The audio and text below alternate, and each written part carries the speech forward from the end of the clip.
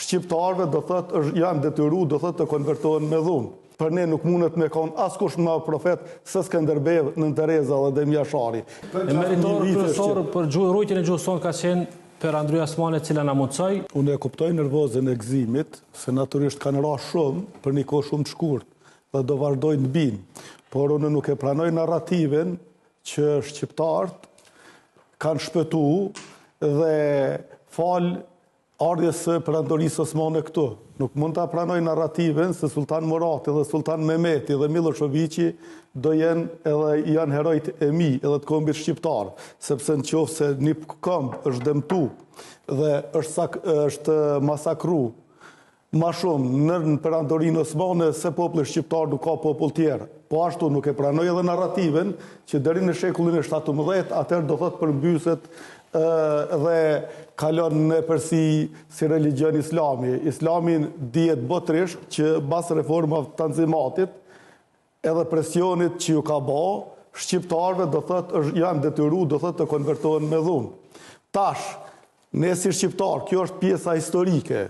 Po, ne kem kulturën perëndimore, marrëm ka kultura perëndimore se jem kom perëndimor.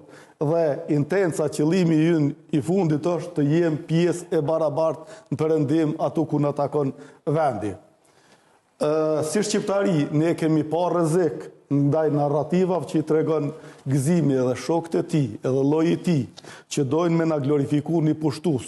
Qa nesër të del dikush na i shërptori Miloševiqit dhe thotë që Miloševiqi ka qenë çlirimtar dhe shpëtimtar për shqiptar. Do thotë kjo është identike çka paralelja nuk është e njëjtë. Në këtë drejtim, do thotë ne si shqiptari e kemi pa rrezikun prej këtyre narrativave. E kemi pa, do thotë rrezikun nga një islam politik, nga një religion, do thotë politik. Për këtë, ne, kemi thonë, ne duhet mi jep rëndësi, jashtëzakonisht kulturës, identitetit tonë. Dhe, për shembull, e kemi marrë edhe sloganin e rilindasve, feja shqiptarit o shqiptaria. Se, kombi shqiptarët nuk identifikohen me një fe të caktuar, po identifikohen me gjuhën edhe kulturën e tyre, që edhe me pse 4 shekuj ka qenë Perandoria Osmane këtu, nuk ka mujë, do thotë, as gjuhën, as kulturën e tyne.